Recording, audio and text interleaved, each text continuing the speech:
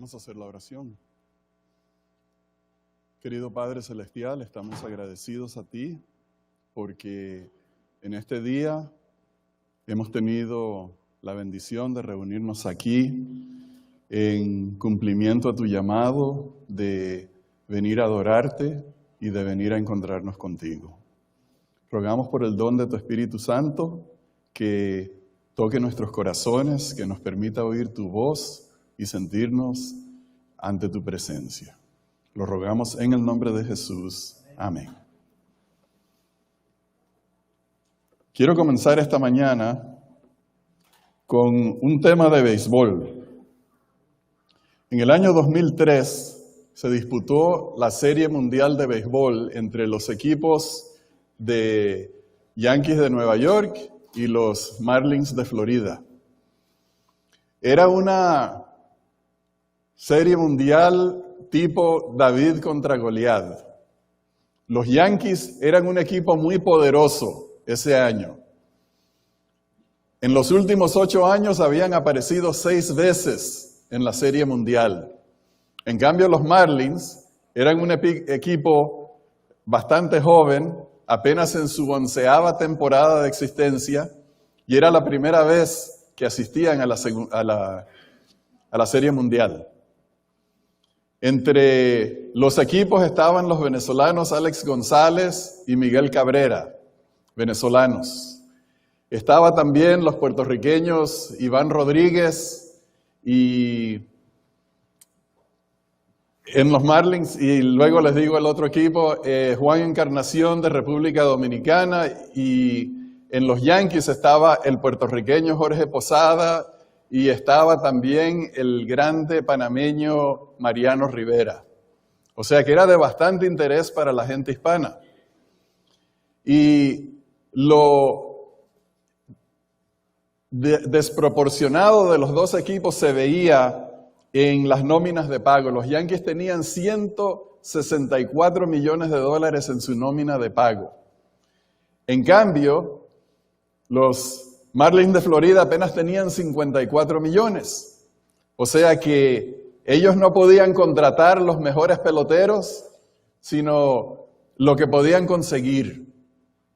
Y los Marlins comenzaron ese año la temporada en forma desastrosa. Ganaron, de sus primeros 48 juegos, apenas ganaron 19 y perdieron 29 juegos. O sea que iban hacia el desastre ese año otra vez. Pero entonces la dirigencia del equipo hizo lo que tenía que hacer. Despidieron al manager, que nadie sabe quién es, y contrataron a un septuagenario de 72 años, ya jubilado del béisbol, que viniera a infundirle al equipo una nueva actitud. Y de ahí en adelante, los Marlins se convirtieron en un equipo ganador al punto que ganaron 75 juegos y perdieron solamente 49. De ese punto en adelante fueron el equipo más exitoso de las grandes ligas. Y lo asombroso es que el manager no batió un solo jonrón, ni pichó un solo juego, ni cubrió una sola posición en el campo. Lo que hizo él fue reunir a sus peloteros que tenían mentalidad de perdedores, mentalidad de derrotados, mentalidad de personas que no iban a ganar, e infundirles ánimo y la creencia de que ellos sí podían salir al terreno y dar la competencia. No sé exactamente qué les dijo ni cuántas veces, pero el equipo se transformó completamente y llegaron a la Serie Mundial en la que todos esperaban que iban a perder. Y sorprendieron a los Yankees, los Goliat de Nueva York, y los derrotaron 4-2. Y esto me sirve a mí de punto de entrada para la historia de hoy. Porque la historia de hoy se trata de un juez oscuro de la Biblia que se llama Jefté, al cual nunca le prestamos atención, nunca le damos propaganda, nunca reconocemos lo grande que él fue, porque tal vez lo juzgamos severamente por uno de los errores que cometió al final de su vida. Fue un hombre que no tuvo buenas oportunidades de éxito, no tuvo buenas oportunidades de vencer en la Biblia. Sin embargo, con todas las desventajas que él tenía, llegó a ser el líder más grande de Israel. O sea, se convirtió de marginado en caudillo, de una persona que nadie quería, que nadie respetaba, que nadie amaba, a una persona que todos le estaban rogando que los ayudara y los salvara de los problemas que ellos tenían. Pero entonces, al enfocarnos en este hombre, no nos vamos a enfocar exclusivamente en las victorias que él tuvo, sino en la forma como él comenzó su vida. El versículo 1, si lo podemos poner, el versículo 1 nos dice que Jefté era un hombre esforzado y valeroso, pero también dice que era hijo de una mujer ramera y el padre de Jefté era Galaad. O sea, desde el mismo comienzo, esta parte de la Escritura nos da el pedigrí de Jefté.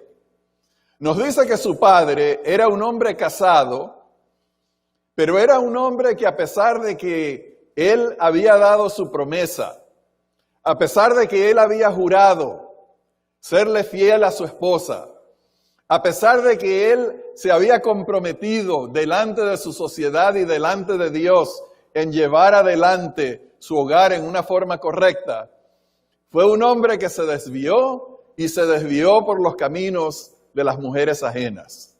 Ese fue el padre que tuvo Jefté al momento de nacer. Y no solamente eso, que Jefté, el padre de Jefté, o sea, Galaad, era una persona que nos da la oportunidad de hacer una pausa y darnos cuenta de que cuando nosotros pecamos, cuando la gente peca, rara vez peca en una forma aislada, en una forma que no afecta a los demás. Hay pecados que la sociedad dice que no tienen víctimas. Hay pecados que la sociedad dice no importan a nadie porque son personales y no tienen consecuencias para nadie. Pero la Escritura nos dice a nosotros que el pecado es una cosa maligna que llega a afectar a todos dentro de nuestro círculo de influencia.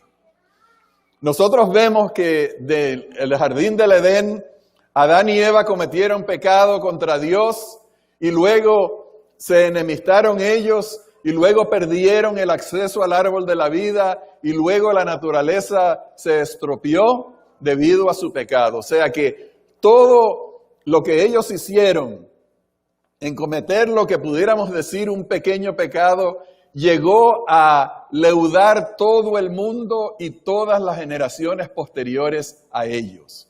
El pecado de Galaad afectó a Jefté, porque cuando él nació fue robado de un hogar, del derecho que tiene un niño inocente de nacer en un hogar donde tenga a su padre y donde tenga a su madre, en el cual ambos le den amor, le den apoyo y le den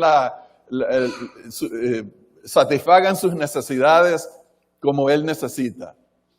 Y no solamente eso, cuando Jefté nació, los primeros brazos en donde lo colocaron eran brazos de una mujer que abrazaba a cualquier hombre que le diera dinero. Los primeros besos que él recibió fueron los besos de una mujer que también besaba a hombres por dinero. Y la primera cara que él llegó a ver tal vez fue la cara de una mujer que andaba en la calle y se andaba vendiendo. Jefté nació en condiciones muy desventajosas. Ningún niño, si pudiera escoger, nacería en una situación así porque era una situación en la cual en la cual su mamá no tenía cómo cuidarlo, cómo cuidar de él, cómo mantenerlo. Su padre no lo quería reconocer porque se convertía en un signo de culpabilidad y de infidelidad para él. O sea que él nació en una condición bastante desventajosa. Y la sociedad, lamentablemente, lo vería a él como el hijo de un pecado. Un niño que nace inocente, un niño que no tiene la culpabilidad de las decisiones de su mamá y de su papá, nace con el estigma de una sociedad que lo ve y reconoce que es un error. Es una inconveniencia que él esté presente. Es un problema cada vez que se le ve porque recuerda a lo malo que han hecho sus padres y la incomodidad para la familia del padre, etc. Y entonces en el versículo 2 leemos la forma como él creció. Dice, pero la mujer de Galaad le dio hijos, los cuales cuando crecieron echaron fuera a Jefté diciendo, no heredarás en la casa de nuestro padre porque eres hijo de otra mujer. Aquí encerrado en este versículo está toda la vida el crecimiento de Jefté en esa casa. Ustedes se pueden imaginar que ese pobre niño no entendía por qué lo trataban mal. No entendía por qué cuando veía a sus hermanos jugar, él no se podía acercar para jugar con ellos. Él no entendía por qué cuando la familia se sentaba a comer en la mesa, él no podía acercarse a la mesa a comer junto con ellos, sino que tenía que esperar, lo más probable, que le enviaran sobras de lo que la familia había dejado. Él no tenía forma de entender por qué no se podía acercar a su papá y su papá trataba de alejarse de él y no reconocerlo porque se sentía mal por su presencia. Pero si nos ponemos a pensar, tiene que haber sido muy doloroso para Jefté crecer en esas condiciones, crecer en ese hogar que lo deprivaba a él del amor que él necesitaba y de la aceptación y de la inclusión que él necesitaba como un niño para sentirse bien y sentirse y desarrollarse normalmente, psicológicamente y en todo otro aspecto. Estas fueron las experiencias que él tuvo y las memorias para él no son las mismas memorias que estamos construyendo para nuestros hijos o que tal vez tenemos de nuestro hogar. Muchos de nosotros podemos recordar nuestro hogar y encontrar pasajes felices, tal vez algún cumpleaños en donde nuestros padres nos bañaron con regalos, nos hicieron videos, nos celebraron, invitaron a otros niños. Jefté nunca tuvo una sola de esas experiencias. O tal vez podemos recordar cuando en alguna Navidad nos trajeron una ropa nueva y nos probamos esa ropa, nos quedó bien, nos sentimos felices porque se ve bien la ropa y podemos salir bien vestidos. Jefté nunca tuvo esa experiencia porque a él lo marginaron debido al pecado de su papá y de su mamá. Y entonces, cuando llegó el momento de la heredad, le dijeron a él, tú no vas a heredar porque tú eres hijo de otra mujer, hijo de, y ustedes saben lo que le dijeron, la mujerzuela del pueblo. Y Jefté no tenía para dónde ir, no tenía para dónde coger. Y entonces el versículo 3 continúa la historia, dice lo siguiente. Huyó pues Jefté de sus hermanos y habitó en tierra de Tob y se juntaron con él hombres ociosos, los cuales salían con él. Ahora, cuando nosotros leemos ese versículo, y encontramos en la narrativa que se juntaron hombres ociosos con él, pudiéramos llegar a pensar que eso iba a ser un problema. Todos nosotros conocemos el dicho que dice, dime con quién andas y te diré quién eres. O sea, si te juntas con hombres ociosos, tú también eres un hombre ocioso. Si andas con pandilleros, tú eres un pandillero.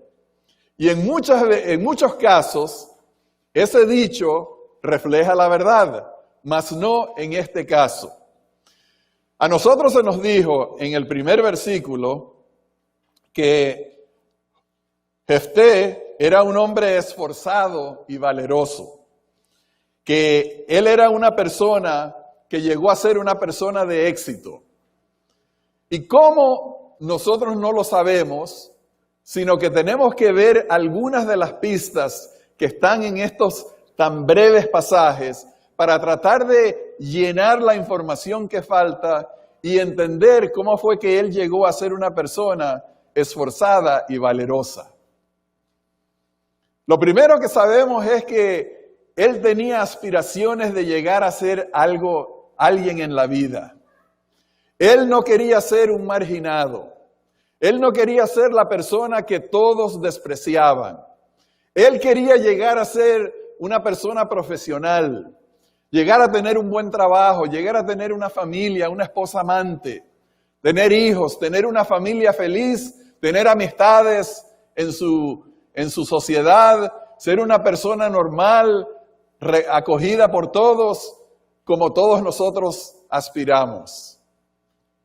Pero nada de eso le iba a corresponder a él. Mientras él crecía, lo que él veía era el estigma que él tenía.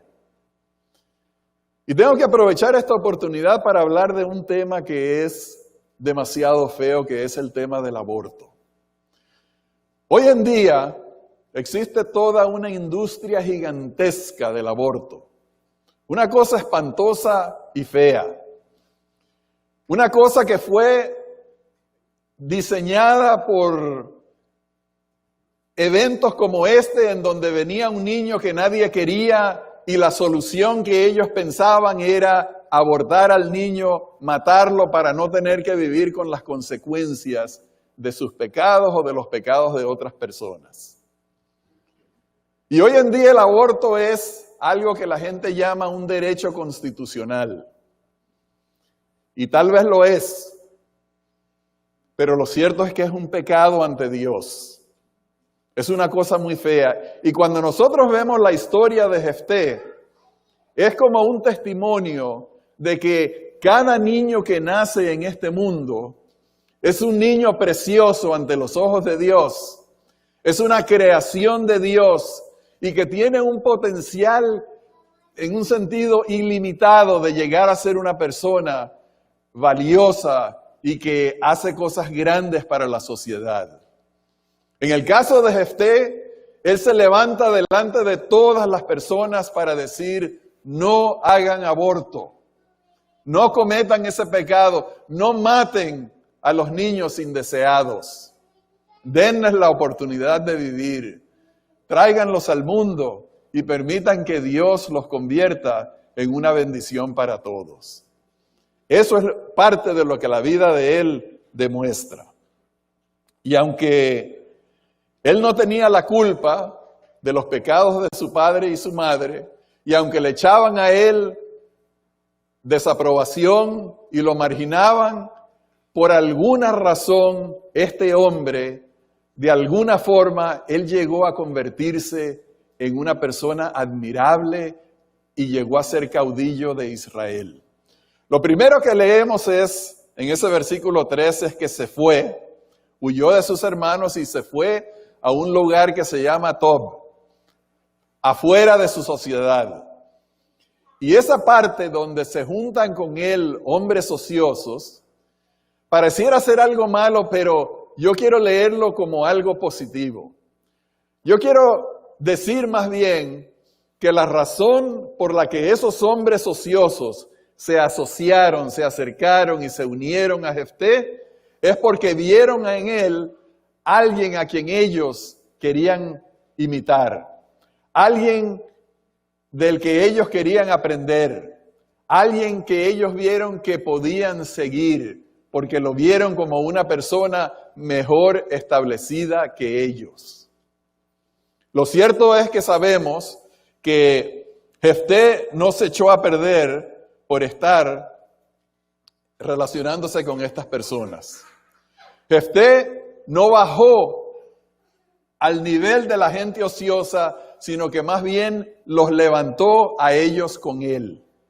¿De dónde sacó esa habilidad de liderazgo? ¿De dónde sacó lo bueno que veían en él? No lo sabemos, pero sabemos que era un hombre esforzado y valeroso.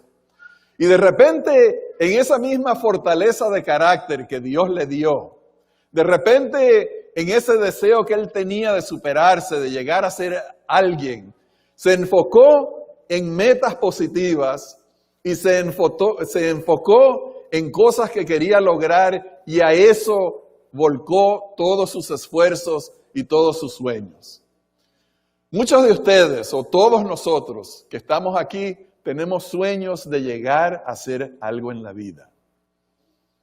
Los que están más jóvenes están pensando que van a ser doctores o enfermeras o maestros, o van a llegar a tener una maestría en algo, o van a desarrollar una empresa para trabajar para sí mismos. Algunos están soñando que quieren ser médicos o quieren sencillamente desarrollarse como personas de éxito. Jefté nos demuestra a nosotros que podemos lograr esos sueños y que hay una forma correcta. A pesar de que él fue marginado por su sociedad, lo que leemos en este pasaje, hay cosas que no están ahí, porque muchas veces cuando leemos la Biblia, tenemos que ponerle atención a lo que dice y a lo que no se dice. Y una de las cosas que no se dice allí es que Jefté empezó a lloriquear por la mala suerte que tuvo en la vida. Él no salía por el pueblo a decir, me quejo de ustedes porque ustedes discriminan en contra mía y no es culpa mía, y tenía todo el derecho a quejarse de que lo trataran mal porque él era inocente. El pecado era de su padre y su madre, no de él. Tenía todo el derecho de salir a protestar. Y hoy en día, cuando prendemos la televisión y vemos las noticias, vemos literalmente que el mundo nos dice que la forma de salir adelante es salir a protestar, a quejarse contra la gente de este país, a quemar edificios, a vandalizar y hasta pegarle tiros a la gente. Eso no es lo que hizo Jefté. Y si Jefté hubiera ido por ese lado, no estuviéramos leyendo de él en la Escritura, sino que fuera una persona oscura, porque no hubiera sido una persona admirada y deseada por su sociedad.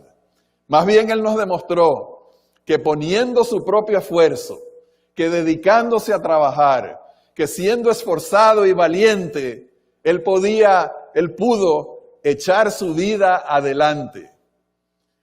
Y en un sentido, Jefté nos está diciendo a nosotros, no hay excusa para el fracaso. No hay excusa para que tú no te esfuerces y trabajes duro por lograr tu futuro. No te pongas a llorar y a quejarte de la mala suerte que tienes en la vida. Mira a Jefté, mira lo que él hizo y entiende que con esfuerzo y valentía puedes echar tu vida adelante, porque Dios te va a ayudar. Pero eso lo vamos a sacar un poquito más adelante. Entonces, todos los que tienen sueños de estudiar, todos los que tienen sueños de desarrollar sus empresas, todos los que tienen sueño de establecerse bien, de comprar su casa y vivir una vida buena y exitosa, sepan que Dios va a bendecir sus esfuerzos y va a bendecir su fe. Y entonces llegamos al versículo 4 y versículos 4 al 6. Y dice, aconteció andando el tiempo que los hijos de Amón hicieron guerra contra Israel. Esto no es una sorpresa porque cuando leemos el libro de los jueces encontramos que hubo varias guerras de los pueblos vecinos en contra de Israel. Pero en este caso, la nación de Israel se encontraba sin un caudillo, sin un líder, sin una persona de fortaleza que los pudiera salir a defender. No tenían, como en el caso de los Marlin, no tenían ese manager que pudiera venir a la mitad durante la guerra para cambiar el destino de ellos, y lo salieron a buscar. Y sigue diciendo el versículo: y cuando los hijos de Amón hicieron guerra contra Israel, los ancianos de Galaad fueron a traer a Jefté de la tierra de Job. Y le dijeron a Jefté: ven y serás nuestro jefe para que peleemos contra los hijos de Amón. Ahora, aquí falta información. ¿Cómo sabían ellos de ir a buscar a Jefté? ¿Cómo sabían ellos que Jefté tenía talento o capacidad para dirigirlos a ellos en una batalla contra Amón, en la guerra? Lo que falta ahí evidentemente es la noticia de que ellos habían escuchado de la fama de Jefté, que en vez de ser un marginado en la tierra de Job, llegó a crecer su fama, se fue desarrollando, se habrá convertido en cierto sentido como Abraham, una persona rica que llegó a tener grandes propiedades y que tenía muchos hombres que lo seguían y lo servían. Lo cierto es que es indudable que la fama de Jefté trascendió la tierra de Job y llegó hasta donde estaba su parentela y su pueblo, y ellos sabían de él y entendieron que esa era la persona que ellos necesitaban. Qué interesante lo que nos dice Jefté aquí.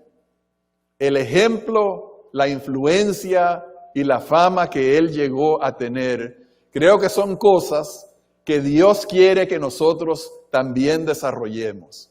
Que la gente, cuando mencionen a un tal Edwin, digan: oh, yo conozco a ese Edwin. Es una persona buena, es una persona servicial, una persona que sirve al Señor y que ayuda a las personas. O que cuando digan el nombre de Sheila, digan: oh, yo también conozco a Sheila, es una persona decente, una persona buena que sirve al Señor, una persona en la cual se puede confiar. Eso era lo que Jefté era. No era un grosero, no era un resentido, no era una persona que se vengaba de los demás, sino que por alguna razón su fama era atractiva para Israel. Y si hay alguien que tenía excusa para ser un resentido en la vida, era Jefté. Si hay alguien que tenía excusa para desconfiar y estar lleno de odio en contra de los demás, era Jefté. Pero por alguna razón él escogió más bien desarrollar su futuro, hacerse una persona mejor que lo que decían de él, y creó esa impresión en los demás que lo vinieron a buscar para que los ayudara. Y entonces llegamos al siguiente pasaje, que es el versículo 7 al 9. Luego de que ellos le pidieron a él, yo no sé si leí el resto de los versículos. Creo yo que en el versículo 6, los ancianos de Galaad fueron a traer a Jefté de la tierra de Job y dijeron a Jefté: ven y serás nuestro jefe para que peleemos con los hijos de Amón. Así que le plantearon la necesidad que ahora ellos tenían. Y miren que esta era la oportunidad de Jefté de recordar todas las quejas que él pudiera tener en contra de esa gente malvada y grosera que lo marginó. Pero fíjense lo que pasó en el versículo 7. Jefté respondió a los ancianos de Galaad: ¿no me aborrecisteis vosotros y me echasteis de la casa de mi padre? ¿Por qué pues venís ahora a mí cuando estáis en aflicción? Y los ancianos de Galaad respondieron a Jefté: por esta misma causa, volvemos ahora a ti para que vengas con nosotros y pelees contra los hijos de Amón y seas caudillo de todos los que moramos en Galaad. O sea que ellos confesaron su necesidad, confesaron que lo necesitaban. Y Jefté les hizo una pregunta muy básica: si yo me uno a ustedes, ¿voy a ser el caudillo de ustedes? Eso era lo único que él quería saber. Y cuando le dijeron que sí, entonces Jefté dijo a los ancianos de Galaad: si me hacéis volver para que pelee contra los hijos de Amón y Jehová los entregara delante de mí, ¿seré yo vuestro caudillo? Y entonces en el versículo siguiente le dijeron que sí. Él iba a llegar a ser caudillo de ellos. Lo iban a aceptar, lo iban a respetar. Y lo maravilloso que hizo Jefté fue que los perdonó. Este era el momento perfecto. Si fuera una persona que albergaba rencor en su corazón y odio y deseos de venganza, era el momento perfecto para sacarlo ahora. Y no lo hizo. Todo lo contrario, más bien se abrió a ellos. Y miren que la vida de Jefté viene a ser para nosotros como un reproche en ese sentido. Porque ¿cuántas veces no hemos oído que hay familiares que no se perdonan y que se tienen rencor? Que hay hijos que miran a sus padres y todavía recuerdan las veces que fueron prohibidos de hacer algo, o las veces que fueron castigados, o las veces que fueron obligados a realizar tareas, y van acumulando resentimiento y lo van acumulando por años, y como que siempre tienen guardada esa piedrita en el corazón que no les permite tener libertad. Jefté aparece aquí para decirnos hoy que el perdón es mucho más efectivo y más importante para tener éxito en la vida que lo que es el rencor. Que el perdón es absolutamente necesario para poder tener éxito en la vida. Y en las mismas iglesias tenemos personas que se enojan con algo que le hicieron, algo que le dijeron o algo que no hicieron, y se enojan, se pelean, no se quieren hablar y hasta se van de la iglesia. No quieren perdonar. Oran a Dios: Señor, perdóname todos los días, pero yo no quiero perdonar a aquellas personas, voy a guardar mi rencor. Jefté nos está diciendo: no se puede vivir una vida con rencor en el corazón. Hay que perdonar aún a los que nos tratan mal injustamente. Hay que establecer buenas relaciones. Y esto es tan difícil, lo es para mí, lo es para todos, pero hay que reconocer que tenemos que perdonar, tenemos que abrir el corazón, tenemos que superar las dificultades para poder sacar las cosas adelante. Evidentemente, Jefté era una persona, un caudillo militar. Tenía hombres que lo acompañaban. Tenía hombres que él comandaban. Y eso era lo que querían los ancianos de su pueblo, que trajera a esos hombres para que los ayudaran en la guerra. Y entonces, a pesar de que él comandaba hombres, Jefté no dependía de ellos. Otro secreto de su éxito era que Jefté buscaba a Dios. Y vamos a leer en los versículos 29 y 31. La descripción dice que el Espíritu de Jehová vino sobre Jefté y pasó por Galaad y Manasés, y de allí pasó a Mizpa de Galaad, y de Mizpa de Galaad pasó a los hijos de Amón. La descripción es muy breve. No se dan muchos más detalles, y ahorita vamos a leer otros versículos, pero no se dan tantos detalles de por qué el Espíritu de Dios estaba sobre él, pero sí estaba. Y en el versículo 30 dice lo siguiente: y Jefté hizo voto a Jehová diciendo, si entregares a los amonitas en mis manos, cualquiera que saliere de las puertas de mi casa a recibirme, cuando regrese victorioso de los amonitas, será de Jehová y lo ofreceré en holocausto. Esta es la parte que tal vez ha condenado a Jefté para ser descuidado por todos los cristianos. La razón por la que Jefté no es un héroe como Daniel y como José, que tienen tantas características positivas, es porque Jefté cometió este error. Las naciones que rodeaban a Israel eran naciones que hacían sacrificios a los ídolos.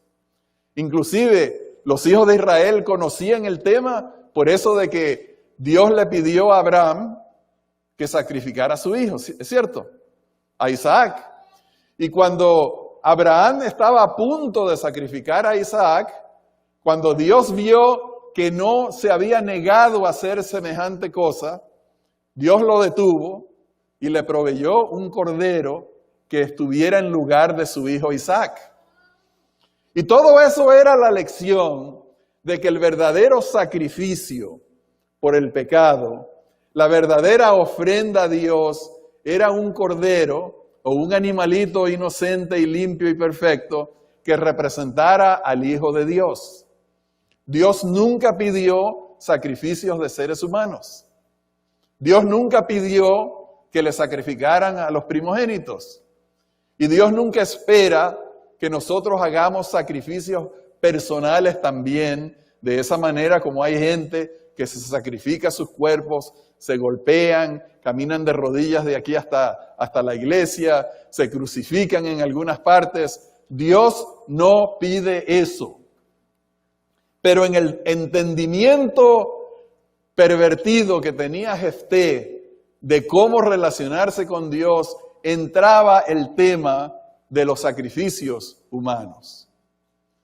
Pero vamos a sacar por lo menos dos cosas positivas de esa parte de la narración. Número uno, Jefté dependía de Dios. Antes de ir a la batalla con los amonitas, Jefté no pasó revista a sus militares. Jefté no vio la fuerza que él tenía y el poder de atacar que él tenía. Él fue a Dios a buscar la bendición de Dios. Eso nos dice a nosotros, es el ejemplo para nosotros de que debemos siempre depender de Dios. En mi trabajo me puedo relacionar con esto. Hay decisiones muy difíciles. Hay situaciones en las cuales hay que tomar decisiones que van a molestar a muchas personas, pero es lo único que se puede hacer y siempre estoy necesitando que Dios me ayude para tomar la decisión correcta. No podemos enfrentar a la vida sin ir a Dios a pedirle por todo. Me acuerdo, y les he contado esta historia aquí anteriormente, de aquel estudiante de teología cuyo papá lo llamó por teléfono y le dijo, hijo, yo quiero que vengas a pasar el Thanksgiving con nosotros. Y él le dijo, padre, voy a orar. Y yo cuando estaba leyendo la historia dije, pero ¿qué hay que orar? Es la familia. ¿Cuál es la pregunta? ¿Cuál es la duda? No entiendo. Y sigo leyendo la historia y el hijo le dice al papá, papá, he decidido no ir, más bien me voy a quedar aquí en Europa y visitar y conocer mejor a la familia de aquí de Europa.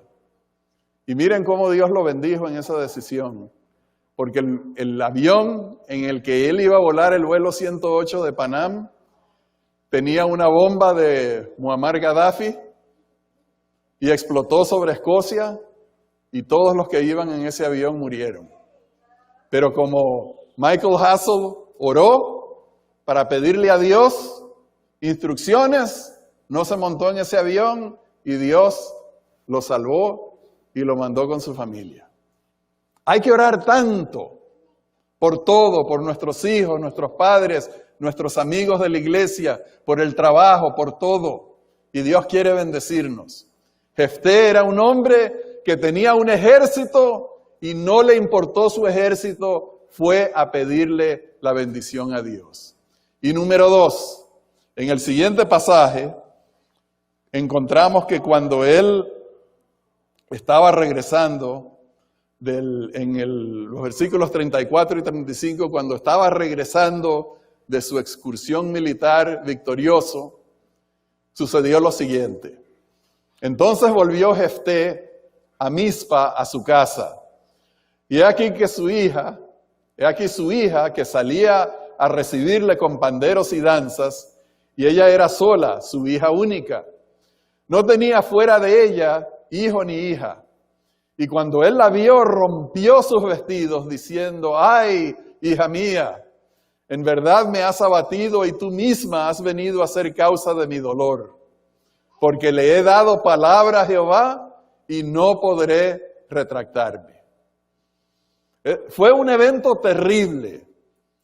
Por eso es que Jefté es descuidado, es ignorado normalmente. Pero aquí hay una cosa maravillosa. Le he dado mi palabra a Jehová y no puedo retractarme. ¿Cuántos de nosotros le hemos hecho promesas a Dios? ¿Cuántas veces yo he negociado con Dios y le he prometido cosas? A veces tenemos a un ser querido enfermo, en peligro, y le decimos a Dios, Señor, si tú salvas a mi hijo, Señor, si tú salvas a mi esposa, Señor, si tú los salvas y me los devuelves a mi hogar, entonces yo te prometo. O le decimos al Señor, estamos buscando trabajo, estamos desesperados porque las finanzas están sufriendo y hacemos una gran promesa a Dios de que si el diezmo y que si las ofrendas y que si esto y que si aquello. Le damos nuestra palabra a Dios. Y en muchos casos tenemos que admitir con vergüenza a nosotros mismos, porque no lo vamos a publicar, que le hemos fallado a Dios y no hemos cumplido nuestras palabras. Jefté está delante de nosotros hoy para decirnos, le he dado mi palabra a Jehová y no me puedo retractar. Ese fue el mismo ejemplo de José. Cuando estaba en casa de Potifar, le dijo, yo no puedo pecar contra Dios. Y no lo hizo. Y cuando estaba en la cárcel, lo mismo. Y no lo hizo. Y cuando Daniel llegó a Babilonia, dijo, me comprometo a no contaminarme con la comida y la bebida del rey. No voy a inclinarme ante tus ídolos, dijeron sus amigos. Esa es la palabra firme. Ese es un ejemplo para todos nosotros de ser valientes y esforzados, de buscar a Dios y de cumplir nuestra palabra ante el Señor. Que Dios nos bendiga a todos y nos ayude a seguir el ejemplo de Jefté. Amén.